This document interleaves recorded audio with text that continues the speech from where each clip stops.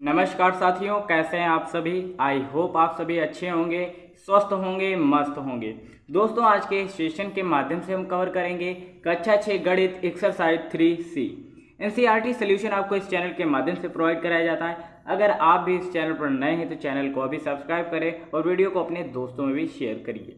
चलिए आज का पहला प्रश्न देखते हैं और वो प्रश्न क्या है। पहला प्रश्न दिया गया है, प्रश्नवाचक चिन्ह के स्थान पर कौन सी संख्या होगी। आपको ये चित्र देखकर सॉल्व करना है। क्योंकि यहाँ पर संकेत दिया गया है, कैसे सॉल्व करेंगे आप संकेत मत देखिए, क्योंकि आप अपना खुद दिमाग लगा ही नहीं पाएंगे कि आप कैसे इसे सॉल्व करेंगे, है ना। पहले आप इसे खुद सॉल्व करने का प्रयास करें और अगर नहीं हुआ है तब आप इस चैनल का प्रयोग कर सकते हैं। ठीक है, तो चलिए स्टार्ट करते हैं आज का पहला सेशन। जैसा कि आप यहाँ पर देख पा रहे होंगे, सबसे पहले क्रम से आपको देखना होता है, समझना होता है ग्राफ को। यहाँ पर दिया गया है 9। ठीक है, क्या दिया गया है, 9 दिया गया है। उसके बाद यहाँ पर आई संख्या 12 है, फिर 18 है, फिर 30 है, फिर संख्या क्या होगी, फिर 102 दिया गया। एक क्रम से चल रहा है। चलिए सॉल्व करते हैं। यहाँ पर है 9, फिर 12 था, फिर 18 आया, फिर 30 आया, फिर रिक्त स्थान था, फिर 102 है। कुछ इसी प्रोसेस से था, है ना। चलिए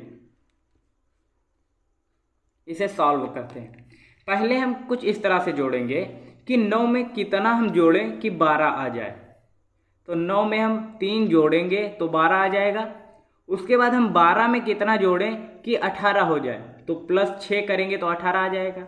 अब हम 18 में कितना जोड़ें कि यहाँ पर 30 हो जाए, तो प्लस का अगर हम 12 जोड़ दें तो यहाँ पर 30 हो जाएगा। तो यहाँ पर हम 30 में कितना जोड़ें कि यहाँ पर वो संख्या हमें मिल जाए, और उसके बाद हम कितना जोड़ें कि यहाँ पर 102 हो जाए।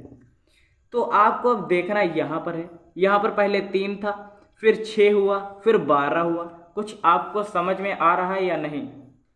देखिए 3 दूना 6 यानी कि 2 गुना हुआ, फिर 6 दूनी 12 उसका 2 गुना हुआ, और 12 दूनी कितना होगा बताओ, कितना होगा 24। यहाँ पर क्या होगा 24, यानी कि 30 में 24 जोड़ दें तो कितना होगा 30 + 24 यानी कि 54। और यही आपका राइट आंसर आ रहा होगा। आप ये कैसे कह सकते हैं, यही आपका आंसर होगा। उसके बाद देखिए यहाँ पर 24 आया, उसकी गुणा हम 2 से कर देते हैं। इसकी गुणा 2 से करेंगे, 24 दूना कितना होगा 48। चूंकि यहाँ पर आपको 54 पहले से मिल गया, हम उसे ऐड कर लेते हैं। अगर 102 आ जाता है तो यानी कि हमारा ये उत्तर बिल्कुल सही आया है। 8 है ये, इसमें 4 जोड़ेंगे तो कितना होगा 8 × 4 = 12 के 2 हाथ से लगाए, 5 और 4 कितना होगा 9 और 1 10 यानी कि 102 आ गया। यानी कि बिल्कुल सही आंसर हमारा आ गया है। और यही प्रोसेस हमें सॉल्व करना था। इस प्रोसेस से नहीं समझ में आया तो फिर से समझने का प्रयास करें। देखिए यहाँ पर चूंकि आपके पूर्णांक क्या दिए गए हैं उन्हें देखते हैं सबसे पहले। ठीक है, यहाँ पर पूर्णांक आपके दिए गए 9, 12, 18, 30, फिर यहाँ पर आपको संख्या ज्ञात करनी है, फिर यहाँ पर 102 दिया गया है। जैसा कि आप सभी देख पा रहे होंगे, 9 में अगर हम 3 जोड़े तो 12 मिल जाएगा, 12 में कितना जोड़े तो 18 मिल जाएगा, तो +6 करेंगे तो 18 मिल जाएगा, 18 में कितना जोड़े तो 30 मिलेगा, अगर हम 12 जोड़ेंगे तो यहाँ पर 30 मिल जाएगा। फिर यहाँ पर हम कितना जोड़े कि हमें वो संख्या मिले, और उसके बाद हम कितना जोड़े कि हमें ये 102 मिल जाए। तो जैसा कि आप यहाँ पर देख पा रहे हैं, क्रम से चल रहा है 3, 6, 12, यानी कि 3 का 2 गुना, फिर 6 का 2 गुना, फिर 12 का 2 गुना उसमें ऐड करेंगे तो 12 दूनी होता है 24, है ना। ये 24 होता है, इसमें अगर हम 30 जोड़ें तो कितना होगा यहाँ पर 54 आ जाएगा। 30 और 24 जोड़ेंगे तो 54 हो जाएगा। उसके बाद इसका 2 गुना करेंगे 12 का तो 24 हुआ यहाँ पर। उसके बाद 24 दूना 48 होगा, 48 में हम अगर 54 जोड़ें तो हमें 102 मिल जाता है। यानी कि ये प्रोसेस सही है, ये अंक सही है। तो आपका उत्तर कितना आ जाएगा, आप यहाँ पर लिख सकते हैं 54 आपका आंसर आ रहा है। तो यहाँ पर वो संख्या 54 होगी। क्लियर है। चलिए अब बढ़ते हैं दूसरे क्वेश्चन की तरफ।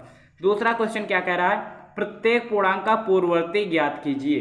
क्योंकि ये मैंने पढ़ा रखा है आपको, अगर आपने पिछली क्लास नहीं देखी तो उसे जाकर अभी देखिए, ताकि आपको पूर्ववर्ती अनुवर्ती समझ में आए। अगर नहीं देखिए तो कोई बात नहीं, अभी यहाँ पर सीख लेते हैं कि पूर्ववर्ती और अनुवर्ती होता क्या है। देखिए दिया गया प्रत्येक पूर्णांक का पूर्ववर्ती ज्ञात करना है आपको, और पहला यहाँ पर दिया गया है क्वेश्चन 6। क्योंकि 6 का पूर्ववर्ती आपको ज्ञात करना है। यहाँ पर आप बेसिक करके इसे नोट कर सकते हो साइड में। देखिए पूर्ववर्ती की जब भी बात होती है तो उसमें हम सदैव 1 घटाते हैं। क्या करते हैं, 1 माइनस करते हैं और हमें पूर्ववर्ती मिल जाता है। क्या करते हैं, पूर्ववर्ती निकालने के लिए हमें एक घटाना होता है, ये बात आपको नोट कर लेनी है। तो 6 का पूर्ववर्ती क्या होगा, 6 माइनस 1 कितना आएगा, 5। यही आपका आंसर आ रहा होगा। ठीक है, दूसरा है, बिल्कुल आसान है ना। ठीक, दूसरा क्या है, माइनस का 4, माइनस 4 का पूर्ववर्ती क्या होगा बताइए। इसमें से क्या करेंगे, -4 से हम 1 घटाएंगे। और अभी मैंने आपको बताया था कि समान समान जोड़ता है, पिछली क्लास में मैंने बताया था ना कि समान चिन्ह सदैव जोड़ते हैं चिन्ह, लेकिन वही रहता है। तो माइनस है तो माइनस का चिन्ह रहेगा, 4 और 1 कितना हो जाएगा, 5। इसका ये पूर्ववर्ती आ रहा होगा। तीसरा क्या दिया गया है, माइनस का 19, इसका पूर्ववर्ती क्या होगा, -19 में से 1 घटाएंगे तो चिन्ह देखिए, माइनस यहाँ भी समान चिन्ह है तो जुड़ेंगे चिन्ह, किंतु वही रहेगा। तो माइनस का 19 और माइनस का 1 जुड़ेगा तो कितना हो जाएगा, माइनस का 20। यही इसका पूर्ववर्ती आ रहा होगा। चौथा दिया गया है, ये आप खुद से निकालेंगे, -996 का पूर्ववर्ती क्या होगा, ये आप खुद से निकालेंगे और मुझे कमेंट में आंसर भी बताएंगे क्या होगा इसका। ठीक है, पांचवा क्या है, 0 का पूर्ववर्ती क्या होगा, 0 का पूर्ववर्ती क्या होगा। तो 0 से हम -1 घटाएंगे और जब भी 0 से कुछ घटाते तो हमारा उत्तर वही आता है, तो -1 इसका राइट आंसर आ जाएगा। ठीक है, चलिए अब हम बढ़ते हैं चौथे प्रश्न की तरफ, और चौथा प्रश्न क्या कह रहा है, चलिए यहीं पर देख लेते हैं। चौथा प्रश्न क्या कह रहा है भाई साहब, चलिए देखते हैं। बहुत ही शानदार क्वेश्चन है ये। 13 दिया गया, 11, 9, 7, 7, 27, फिर यहाँ पर 67 दिया गया। ये संख्या आपको ढूंढनी है। देखिए यहाँ से क्रम से चल रहा है, 7 है, फिर 9 है, फिर 11 है, फिर 13 है, यानी कि 2 2 जुड़ रहा है। 7 में 2 जुड़ा तो 9 हुआ, यहाँ पर +2 के अनुसार ये चल रहा है। किंतु यहाँ पर आप देख पा रहे होंगे 7 में कितना जुड़ा, 20, तो यहाँ पर कितना आया, 27। 27 में अगर हम 20 जोड़ेंगे तो कितना होगा, तो 47 होगा। अगर 47 में 20 जोड़ें और हमें ये उत्तर मिल जा रहा है तो यानी कि हमारा प्रोसेस बिल्कुल सही है। अब 47 में हम 20 जोड़ेंगे तो कितना मिलेगा, 0 7 7 हो जाएगा, 4 और 2 6 हो जाएगा, यानी कि 67। यानी कि जो यहाँ पर संख्या हमें 47 मिली है वो बिल्कुल सही है और यही हमारा राइट आंसर भी है। आप इसे चेक कर सकते हैं और इसी क्रम से आपको इसे सॉल्व करना था। क्लियर है ना। चलिए अब हम बढ़ते हैं पांचवें क्वेश्चन की तरफ, और पांचवा क्वेश्चन बेहद इंपॉर्टेंट और सरल भी है। क्या है पांचवा क्वेश्चन, चलिए देखते हैं। ठीक है,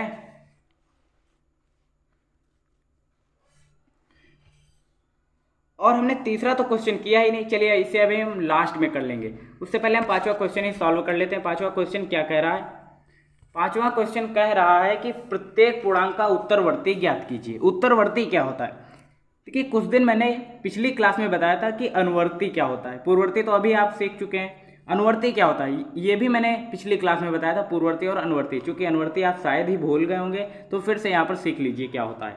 अनुवर्ती क्या होता है, अनुवर्ती का मतलब होता है उसमें सदैव एक आपको जोड़ देना होता है। अगर अनुवर्ती संख्या आपको निकालनी है तो उसमें सदैव आपको एक जोड़ देना होता है, जबकि पूर्ववर्ती की बात होती है तो वहाँ पर आपको सदैव एक घटा देना होता है। पूर्ववर्ती की जब भी बात की जाए तो वहाँ पर आपको सदैव एक माइनस करके ही उत्तर आपको मिलेगा, और अनुवर्ती की जब भी बात हो तो वहाँ पर आपको एक जोड़कर ही उत्तर मिलेगा। चलिए एग्जाम्पल से समझेंगे, क्लियर हो जाएगा। पहला 7 दिया गया, 7 का अनुवर्ती आपको निकालना है। तो 7 का अनुवर्ती है तो इसमें एक जोड़ेंगे तो कितना होगा, तो आपको मिलेगा 8। चूंकि आपको यहाँ पर निकालना है उत्तरवर्ती, तो अनुवर्ती और उत्तरवर्ती बात सेम ही होती है। उत्तरवर्ती में भी आपको सदैव एक जोड़ना होता है। ठीक है, तो यहाँ पर अनुवर्ती और उत्तरवर्ती सेम ही होता है, तो यहाँ पर भी आपको सिर्फ और सिर्फ एक जोड़कर ही उत्तर मिलेगा। तो यहाँ पर 7 में एक जोड़ेंगे तो कितना होगा, हो गया 8। यही आपका आंसर है। उसके बाद -5 है, इसका उत्तरवर्ती आपको निकालना है ना। उत्तरवर्ती का मतलब भी होता है अनुवर्ती ही। ठीक है, ये बात आपको समझनी चाहिए और जाननी भी चाहिए। ठीक है, चलिए -5 में हम एक जोड़ेंगे तो कितना होगा, माइनस प्लस माइनस होता है। ठीक है, तो -5 में से एक घटाएंगे तो माइनस का 4 बचेगा। माइनस का चिन्ह हमने क्यों लगाया, ये अगर आपको समझ में नहीं आया है, देखिए यहाँ पर माइनस है, यहाँ पर प्लस है, तो ऋणात्मक यानी कि घटेगा, ये निश्चित है। ठीक है, लेकिन यहाँ पर बड़ी संख्या का चिन्ह सदैव लगता है और घटता भी है। तो बड़ी संख्या -5 है तो उसका चिन्ह यहाँ पर हमने लिख दिया। ठीक है, उसके बाद जो 3 क्वेश्चन दिए गए, -20, -997 और 0, ये खंड आप खुद से करने का प्रयास करेंगे। उत्तरवर्ती इसकी ढूंढने का खुद ही आप प्रयास करेंगे, इसी प्रोसेस से। उसमें सिर्फ आपको एक जोड़ना होगा और आपको मिल जाएगा आंसर। ठीक है, तो ये खंड आप खुद से करेंगे। और अब हम बढ़ते हैं तीसरे क्वेश्चन की तरफ। हमने तीसरा क्वेश्चन अभी कवर नहीं किया था, अब हम बढ़ते हैं तीसरे क्वेश्चन की तरफ। ठीक है, तीसरा क्वेश्चन क्या कह रहा है, रिक्त स्थानों को भरना है आपको। कैसे करेंगे चलिए देखते हैं। पहला दिया गया है यहाँ पर -3 प्लस -6 और ब्रैकेट दिया गया है। यहाँ पर है -3, ये माइनस है और ये -6 दिया गया है। ठीक है, इसे सॉल्व करना है। कैसे करेंगे चलिए देखते हैं। देखिए ये -3 है और ये प्लस माइनस तो माइनस हो जाएगा, फिर ब्रैकेट, ये -3 है, उसके बाद ये माइनस, ये प्लस, तो ये +6 हो जाएगा। ठीक है, माइनस और माइनस की गुणा भी मैंने आपको बताया था पिछली क्लास में, माइनस और माइनस की गुणा क्या होता है, प्लस। अगर आप सभी ने पिछली क्लास नहीं देखी है तो देख लीजिए। ठीक है, आप सभी से रिक्वेस्ट है पिछली क्लास को जरूर देखिए, तभी ये आगे की चीज़ें क्लियर होंगी। ठीक है, तो माइनस और माइनस की गुणा क्या होती है, प्लस।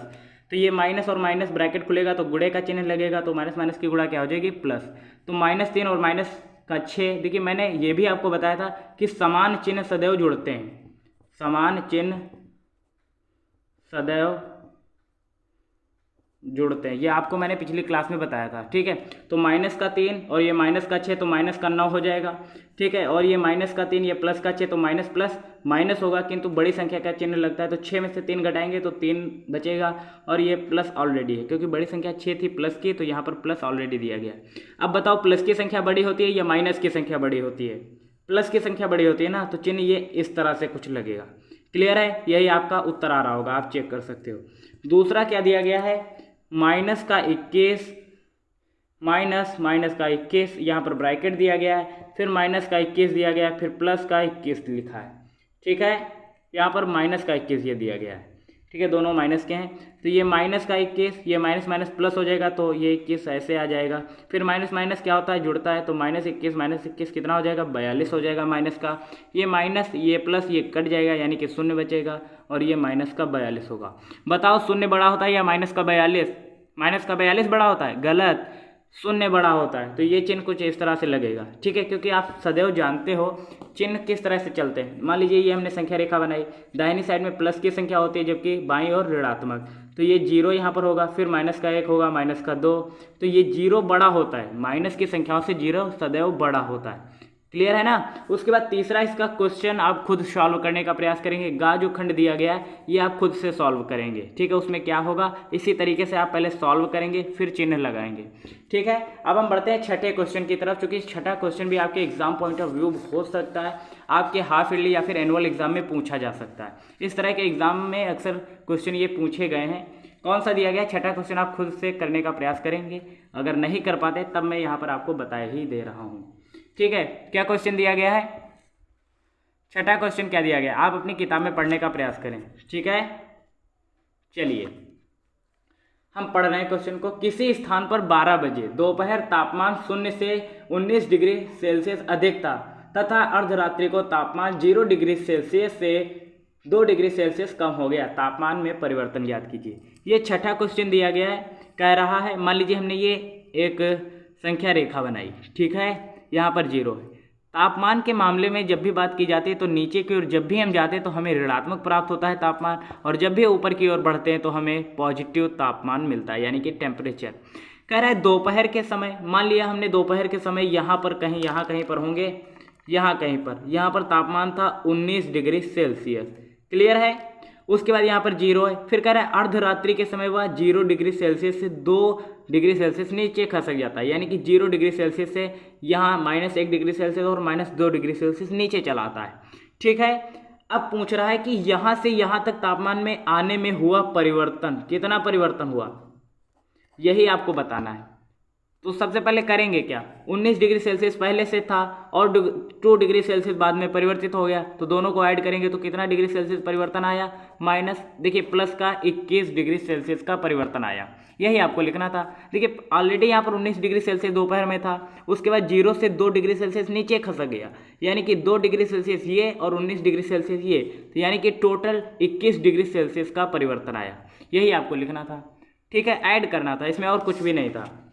अब बढ़ते हैं नेक्स्ट क्वेश्चन की तरफ। नेक्स्ट क्वेश्चन, सातवां क्वेश्चन क्या कह रहा है, चलिए देखते हैं। ठीक है, आप अपनी किताब में देखने का प्रयास करें।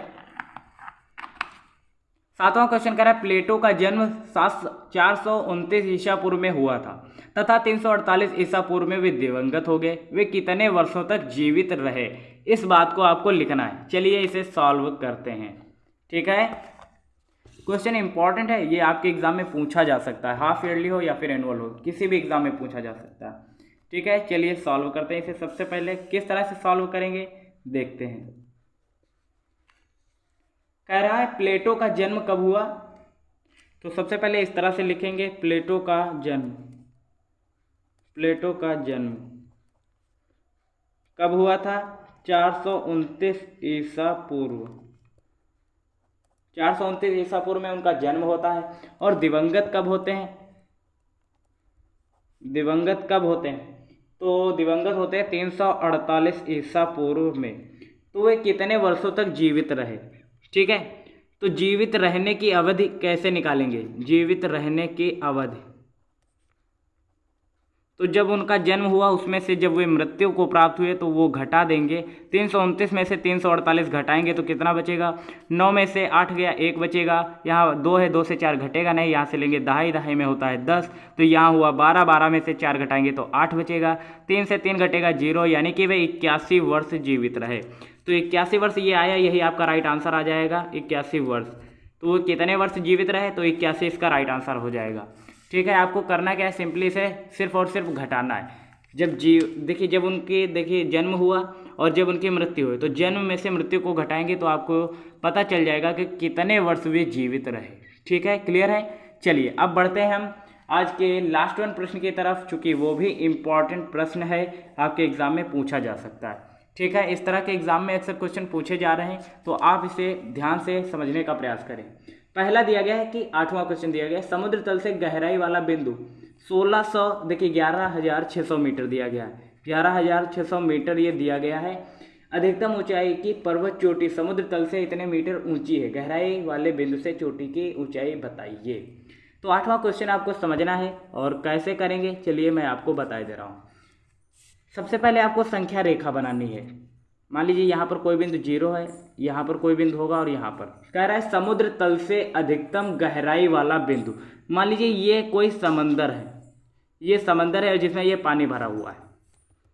क्लियर है, ये समंदर है और इसकी गहराई कितनी, यानी कि नीचे की ओर गहराई कितनी है? यहाँ पर है 11,600 मीटर, ये गहरा है। ठीक है, यानी कि इसकी ये गहराई कितनी? 11,600 मीटर। अधिकतम ऊंचाई की पर्वत चोटी, मान लीजिए यहाँ कोई पर्वत है, ये पर्वत है, तो अधिकतम ऊंचाई पर्वत चोटी कितनी है? 8,846 मीटर। ठीक है, तो गहराई वाले बिंदु यानी कि ये गहराई है और पर्वत की चोटी की ऊंचाई, ये टोटल ऊंचाई कितनी है? तो टोटल ऊंचाई आप कैसे निकालेंगे? ये गहराई जोड़ेंगे और ये गहराई, टोटल अगर ऐड कर लें तो हमें पूरी गहराई मिल जाएगी। यानी कि कुल गहराई कैसे निकालें, यही आपका आंसर है। तो कुल गहराई कैसे निकालेंगे? 11,600 मीटर ये दिया गया है। ठीक है, और कितना दिया गया? 8,846 मीटर। इसे ऐड कर ले तो हमारा उत्तर मिल जाएगा। ये 6 होगा, ये 4, 8 6 14 के 4 हाथ से लगा 1, 8 1 9 10 का 0 हाथ से लगा 1 2, तो ये कितना हो जाएगा? 20,446 मीटर। यही आपका आंसर आ रहा होगा, आप चेक कर सकते हो। तो गाइस इस तरह से हमने इस क्वेश्चन को सभी देखिए इस एक्सरसाइज के जितने भी क्वेश्चन दिए गए थे हमने सभी क्वेश्चन को कवर कर लिया है। लेकिन अगर आप सभी ने इस चैनल को सब्सक्राइब नहीं किया है, वीडियो को शेयर नहीं किया है, तो अभी कर लीजिए, क्योंकि आप सभी बाद में भूल जाते हैं। मिलते हैं ऐसे नेक्स्ट अमेजिंग वीडियो के साथ, तब तक के लिए जय हिंद, नमस्कार। देखते रहिए एसएस लाइफ टाइम।